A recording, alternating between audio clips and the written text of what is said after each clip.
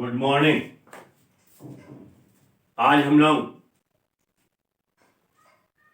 जो ग्राफ की डेफिनेशन पढ़ रहे थे उसी में आगे बढ़ते हुए आज वाक की डेफिनेशन पढ़ेंगे।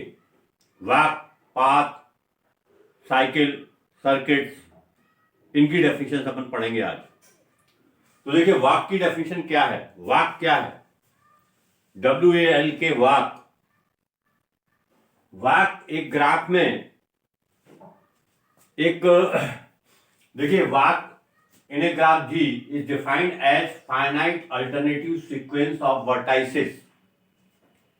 जो vertices है वो alternative sequence vertices and edges which begins and end with vertices।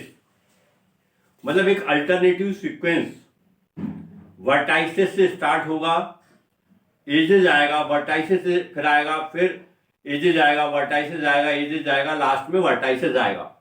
मतलब वर्टाइसिस से स्टार्ट होना चाहिए और वर्टाइसिस पे खत्म होना चाहिए, ऐसा अल्टरनेटिव सीक्वेंस एक ग्राफ में जो दिया गया है उसको हम बोलते हैं walk. Such that each edge is incident with the vertices preceding. और एक कंडीशन है कि no edges appear more than one. मतलब यहां पर एजेस जो है एक से ज्यादा बार नहीं आ सकते हैं, लेकिन आपका वर्टाइसिस जो है एक से ज्यादा बार आ सकता है। तो देखिए यहां पर हमारे पास जितना भी ये एक हमने ग्राफ बनाया है, इस ग्राफ में आप देखिए हम जो चीज बोल रहे हैं कि no edges appear more than one. कोई भी एजेस एक से ज्यादा बार अपीयर नहीं हो सकता है, लेकिन vertices however vertex may be appear more than one. तो देखिए इसको हम आपको इस तरह से बता रहे हैं, जो V1, V2, फिर देखिए V2, उसके बाद देखिए V2, V3, V4 और V4, V5, V7। ये देखिए यहां से अगर हम चलते हैं V1 से, तो V1 से V2, फिर V2 से V2, फिर देखिए V2 से V3 और V3 से V4 और V4 से V7। ये जो डार्क लाइन दिख रही हैं ये है एग्जांपल्स ऑफ वाक। हमने वर्टाइसिस V1 से स्टार्ट किया था यहाँ पर और वर्टाइसिस V7 पर यहाँ पर समाप्त हुआ। तो ये वाक की डेफिनेशन है। मतलब एक ग्राफ में alternative sequence starting from the vertex and ending with vertices, जहां पर अल्टरनेटिव वर्टाइसिस एजेस होना चाहिए।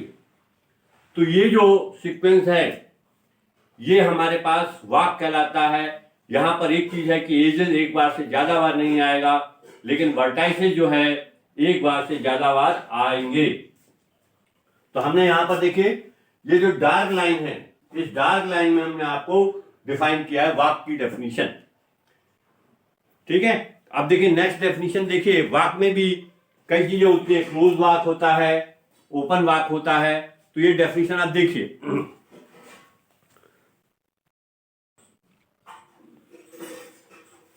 देखिए आप क्लोज वाक की definition.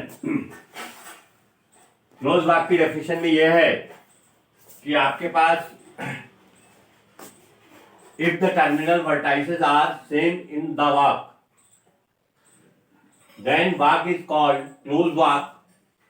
In other words, a closed walk begin and end at the same। मतलब closed walk का मतलब है कि वो उस वर्टाइसिस से स्टार्ट होकर उसी वर्टाइसिस पे खत्म होना चाहिए। हमने मान लिया कि वो V5 से स्टार्ट कर रहे हैं। हम देखिए V5, V4, V3, V2, V2 से V2, फिर V1, V5।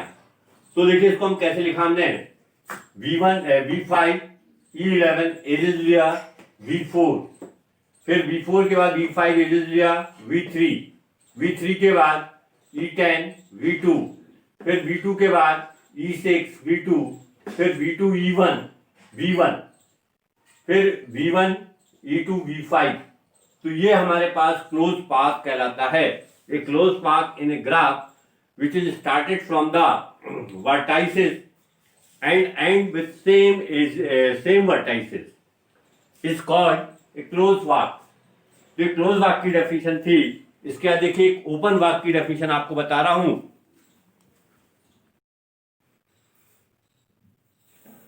देखिए ओपन वाक की डेफिनेशन, क्लोज वाक में क्या बताया था कि टर्मिनल आर सेम, ठीक है, बट यहां पर क्या है ओपन वाक में, if the terminal vertices are different in a walk then walk is called open walk. In other word हम कह सकते हैं जो क्लोज वाक नहीं है वो हमारे पास ओपन वाक होता है।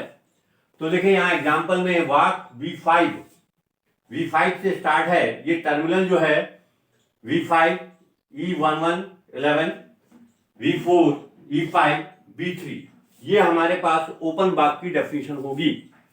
तो ओपन वाक और क्लोज वाक में एक डिफरेंस है कि उसमें जो है वर्टाइसिस, जो टर्मिनल वर्टाइसिस है वो आपका सेम होता था क्लोज वाक में, बट जब हम ओपन वाक पढ़ रहे हैं तो देखिए हमने लिखा है if the terminal vertices are different in a walk, वहां पर क्लोज में क्या होता था सेम होता था और यहां पर क्या है डिफरेंट होता है, तो हम उसको हम ओपन वाक बोलते हैं। यहां पर भी है वर्टाइसेस से प्रारंभ होना चाहिए, वर्टाइसेस पे खत्म होना चाहिए, alternative vertices edges vertices edges vertices edges आना चाहिए। तो ये हमारे पास देखिए अभी हमने वाक पढ़ा, वाक के बाद जो अल्टरनेटिव सीक्वेंस था वर्टाइसेस एंड एजेस का, और वर्टाइसेस से प्रारंभ होकर वर्टाइसेस पे खत्म होता था, वो हमने पढ़ा वाक की डेफिनेशन में। फिर वाक के दो पार्ट थे, एक क्लोज वाक था और एक ओपन वाक था। क्लोज वाक में हमने क्या बताया आपके पास कि जो हमारे पास टर्मिनल वर्टाइसेस हैं वो सेम होना चाहिए, ठीक है, और ओपन वाक में क्या है टर्मिनल वर्टाइसेस आर डिफरेंट होना चाहिए। तो इस तरह से वाक की डेफिनेशन अपने पास ये हमने बताई। अब इसका नेक्स्ट डेफिनेशन बता रहा हूं, पाथ।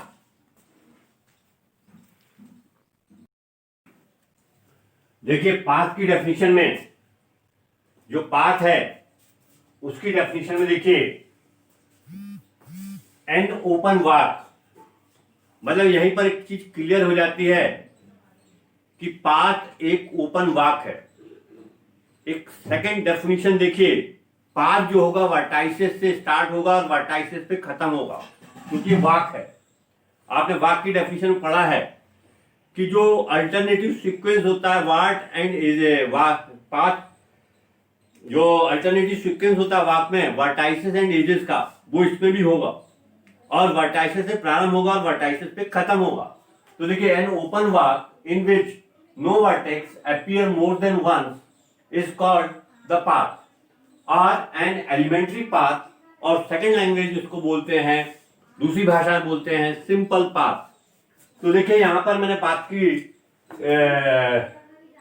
डेफिनेशन फिगर है, ये जो वाक का ग्राफ का, ये पाथ V5 से स्टार्ट हुआ, E7 V6 E9 V7 E8 V4, ये हमारे पास सिंपल पाथ कहलाता है। From the definition of path it follow that the path does not intersect itself, उसके जो वर्टाइसेस होते हैं वह स्वयं को इंटरसेक्ट नहीं करेंगे। तो ये ध्यान रखना है, पाथ भी एक तरह का वाक है, लेकिन वाक में क्या है वो ओपन वाक है। वर्टाइसेस से प्रारंभ होता है, एजेज आता है, वर्टाइसेस आता है, एजेज आता है, वर्टाइसेस आता है और वर्टाइसेस पे ही समाप्त होता है।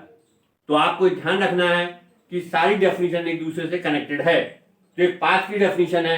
अब देखिए इसी में हम आपको लेंथ ऑफ पाथ बताते हैं।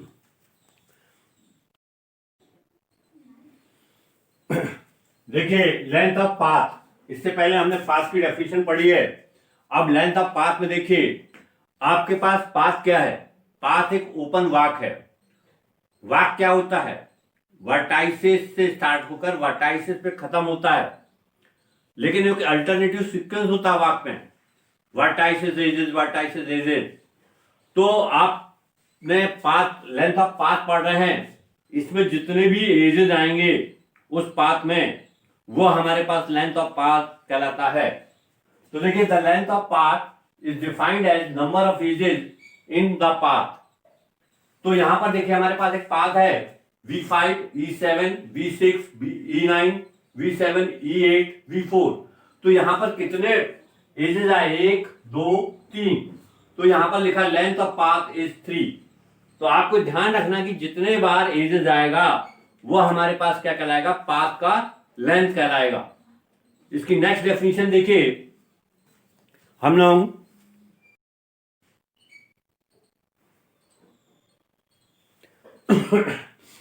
देखिए सर्किट, इसका दूसरा नाम है साइकिल। ए सर्किट और cycle is close path in which all the vertices are distinct except the terminal vertices, except the initial and final vertex, उनको छोड़कर जो हमारे पास क्लोज पाथ के वर्टाइसेस हैं वो डिस्टिंक्ट होना चाहिए। उसमें जो आपका टर्मिनल वर्टाइसेस है वो और फाइनल वर्टाइसेस, मतलब जो इनिशियल और फाइनल वर्टाइसेस उसको छोड़कर सारे वर्टाइसेस डिस्टिंक्ट होना चाहिए। Clearly the degree of the each vertices in A circuit is 2। तो देखिए यहां पर हमने एक एग्जांपल लिया V5, E7, V6, E9, V7, E8, V4, E11, V5। इसमें सबसे पहले देखिए V5 की डिग्री हमारे पास कितनी है, डिग्री ऑफ वर्टाइसेस, ठीक है। तो यहां पर हमने देख रहे हैं कि सर्किट में जो ईच वर्टेक्स है उसकी जो डिग्री है वो 2 होना चाहिए। तो यहां देखिए जैसे ये हमने एग्जांपल लिया है, इसमें कितने एजेस आए, 1 2 3 4। तो हमने लिखा है साइकिल ऑफ द लेंथ 4। तो आपके पास एक पाथ की डेफिनेशन है। आपको यहां ध्यान रखना है कि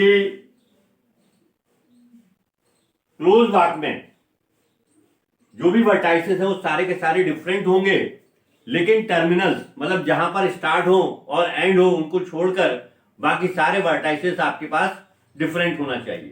तो ये हमारे पास साइकिल की डेफिनेशन थी, हमने आपको एग्जांपल्स में बताया। देखिए एक नई डेफिनेशन है कनेक्टेड ग्राफ। कनेक्टेड ग्राफ मतलब देखिए graph g is called connected if there are at least one path between every pair of vertices in the graph G. Otherwise the graph G is called disconnected. मतलब एक vertices से दूसरे vertices पे जाने के लिए आपके पास पाथ होना चाहिए। अगर पाथ नहीं है तो वो कनेक्टेड ग्राफ ना होकर डिसकनेक्टेड ग्राफ कहलाता है।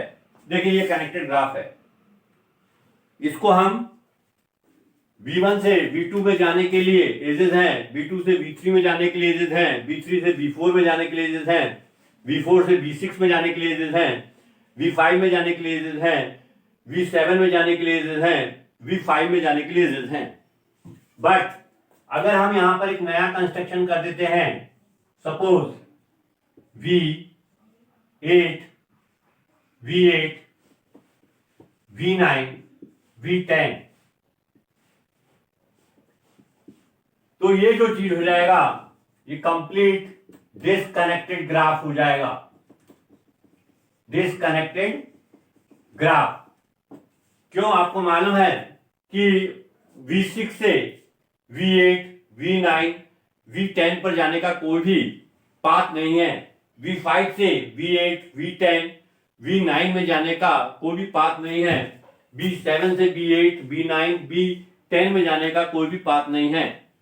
तो हमारे पास याद रखना है कि कनेक्टेड ग्राफ वो होना चाहिए जो एक वर्टाइसेस से दूसरे वर्टाइसेस में जाने का आपके पास पाथ हो। बट अगर पाथ नहीं होगा तो आपके पास वो क्या हो जाएगा, कनेक्टेड ग्राफ हो जाएगा। तो ये कनेक्टेड ग्राफ की डेफिनेशन थी। इसका नेक्स्ट देखिए